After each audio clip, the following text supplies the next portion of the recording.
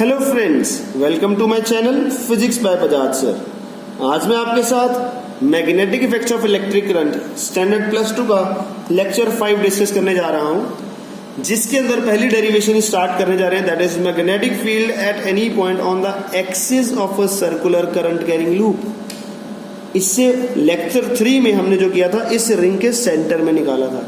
अगर इस रिंग के इस पॉइंट P पे निकालना चाहता हूं, जो उसकी एक्सिस पे लाई कर रहा है, वो कैसे निकालेंगे?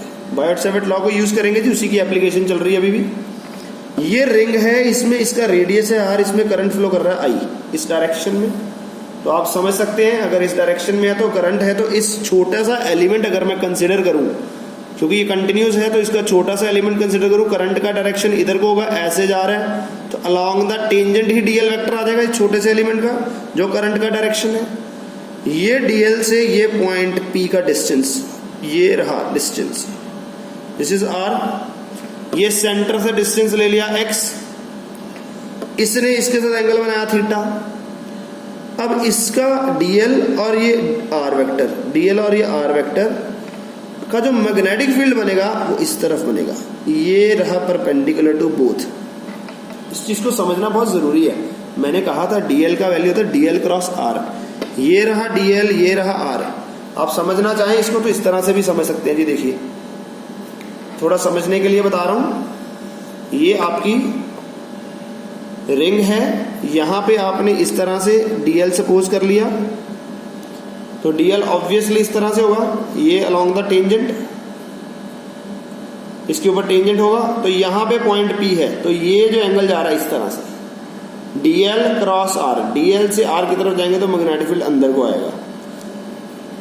क्रॉस प्रोडक्ट ले रहे हैं तो परपेंडिकुलर टू बोथ, dl और r तो पहले ही परपेंडिकुलर थे, अब उसके ऊपर db भी परपेंडिकुलर आ गए यहाँ पे r के। अगर r के परपेंडिकुलर तो dl के भी होगा।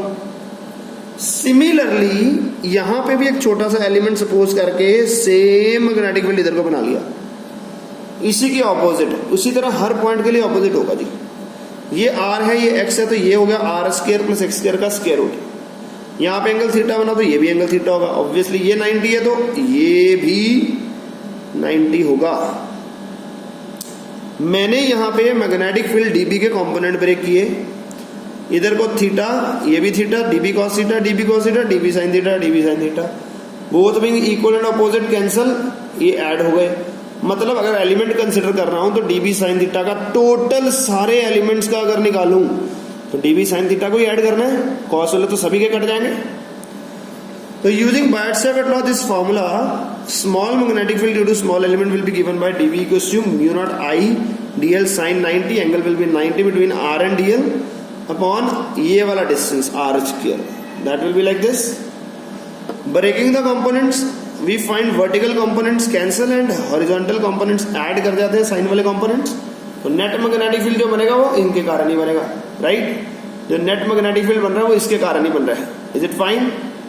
ओके, ध्यान से देखिए, net magnetic field at point is due to dB sin theta only all such elements. तो it will be summation of dB sin theta, dB की वैल्यू हम ऊपर निकाल चुके हैं, समेशन ऑफ sin थीटा और dl। यहाँ पे dl का समेशन क्या होगा? Total will be 2πr, dl का समेशन विल बी 2πr, और sin थीटा की value, theta is perpendicular upon hypotenuse r upon this, ये लीजिए r upon this, value fill कर दी sin थीटा की।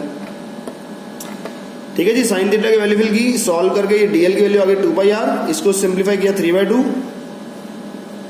पाई से पाई काट के magnetic field at point P, देखिए जी, magnetic field at point P will be μ0 I r² upon 2 r² + x² raised to power 3/2। इसको याद कर लेना जी, बड़ा इंपॉर्टेंट फॉर्मूला है, बहुत काम आने वाला आगे जाके।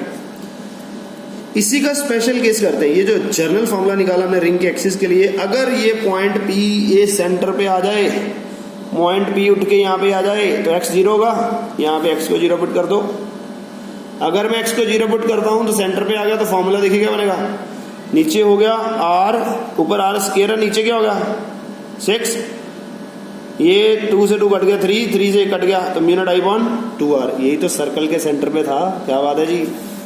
ये रिंग के सेंटर पे निकाला था थर्ड लेक्चर में, μ0 I अपॉन 2r। आज इसी को सिंप्लीफाई करके μ0 I अपॉन 2r दोबारा बन गया। If the coil has n turns will multiplied by n। इस कॉइल का एरिया क्या होगा, पाई आर स्क्वायर। तो यहाँ पे देखिए म्यू नॉट एन आई, इसी फॉर्मूले में लिख रहा हूँ, एन से मल्टीप्लाई करके mu naught N I R square upon 2 R square plus X square raised to 3/2 multiply divide by 2 pi किया, 2 पाई से मल्टीप्लाई क्यों किया बताता हूँ अभी। ये वाला 2 आगे लिख लिया पहले, इंटू पाई आर स्क्वायर, ये था एरिया अपॉन 4 पाई दिस। इसको एरिया एन आई ए, एक नई टर्म बनाना चाहता हूँ मैं, N number of turns, I current and area. यहां से मैग्नेटिक डाइपोल मूवमेंट को डिफाइन करने जा रहा हूं मैं।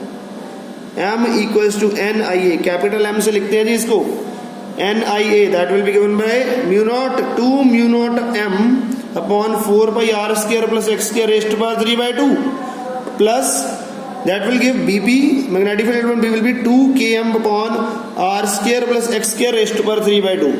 और अगर x बहुत बड़ा हो r से तो निगलेक्ट हो जाएगा r, that will be 2 km by x cube। समझ पा रहे इस चीज को। तो यहां पे हमने जो डराइव किया इसका स्पेशल केस बना के हमने in terms of magnetic dipole movement भी निकाल दिया। हमने फॉर्मूला देखा, सेंटर पे ये फॉर्मूला आ रहा था, तो जब पी एक्स आर की वैल्यू एक्स की वैल्यू 0 पुट की तो मैग्नेटिक फील्ड मैक्सिमम हो गया at the centre, that will be given by mu naught I upon 2r। बाहर क्या था, inversely proportional to X cube, अभी पीछे किया तो ये दोनों तरफ होगा, रिंग के दोनों तरफ होगा। ओके, तो ये ग्राफ भी बन गया। क्वेश्चन आता है find magnetic field at point P of the following. ये r रेडियस है, r ही डिस्टेंस है, मतलब स्मॉल r और x की वैल्यू सेम है। तो यहाँ पे मैग्नेटिक फील्ड के जनरल फॉर्मूले में वैल्यू फिल किया, it will be mu naught I upon 4 square root 2r। इसको तो याद ही कर लीजिए, सबसे ज्यादा काम आने वाला है। रिंग का रेडियस r और डिस्टेंस भी r। Find magnitude of magnetic field eight the centre of smaller loop. एक ये बिगर लूप है, ये स्मॉलर लूप है। ये जो बिगर लूप है उसका रेडियस r, स्मॉलर लूप उससे डिस्टेंस में कितना है, r डिस्टेंस पे, ये डिस्टेंस भी r दिया हुआ है। ये तो इजी होगा। मैं इसके सेंटर पे निकालना चाहता हूँ, एक इस रिंग का अपना प्लस इस रिंग के एक्सिस पे, ऊपर वाला फार्मूला, इसका अपना सर्कल के सेंटर पे। ये सर्कल के सेंटर पे रेडियस r/2 है, तो ये आ गया। ये इसके इधर दोनों का डायरेक्शन सेम है तो ऐड हो जाएंगे, दैट विल बी आउटवर्ड। ये लीजिए दोनों की आउटवर्ड डायरेक्शन है, तो ऐड करके टोटल आ जाएगा मैग्नेटिक फील्ड। समझ पा रहे हैं, देखिए आगे। A circular loop of radius r carrying current I, at what distance from the center the magnetic field at a point on the axis is equal to 1/64 times the magnetic field at its center। ये जो ring है इसके centre पे जो magnetic field है उसका 1/64 किस distance पे होगा, एक्सिस पे कितने डिस्टेंस पे जाके उसका मैग्नेटिक फील्ड 1/64 टाइम्स रिड्यूस हो जाएगा जो उसके सेंटर पे। ये हमारा क्वेश्चन।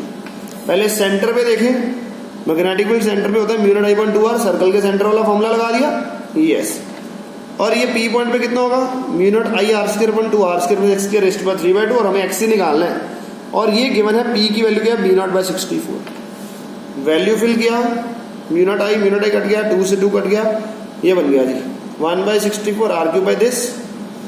क्रॉस मल्टीप्लाई किया तो ये फॉर्मूला, टेकिंग अभी क्या क्यूब से क्यूब कट गए, 1/2 squaring both side, r square plus X square raised to 3/2। यहाँ पे खत्म हो गया, स्क्वायरिंग बोथ साइड के तो 16, ये r स्क्वायर इधर चल गया तो x square will be 15r square, तो यहाँ से x क्या आ गया plus minus square root 15r, right. तो इस तरह से हम बताएंगे x का वैल्यू क्या है इन टर्म्स ऑफ r। ये क्वेश्चन एक होमवर्क के लिए दे रहा हूं, इसका आंसर निकाल के कमेंट बॉक्स में लिखिएगा कि ये एक रिंग ऐसे है, दूसरी रिंग ऐसे है, तो इसके O पॉइंट पे मैग्नेटिक फील्ड कितना होगा अगर दोनों का रेडियस भी सेम है और दोनों में करंट भी सेम है, दोनों का रेडियस भी सेम है और करंट भी सेम है। Okay, I hope you have like the video and you have understand the concept. कोई डाउट हो तो do comment me, this is my WhatsApp number, आप मुझे व्हाट्सएप भी कर सकते हैं for your doubts. Thanks for watching, God bless you.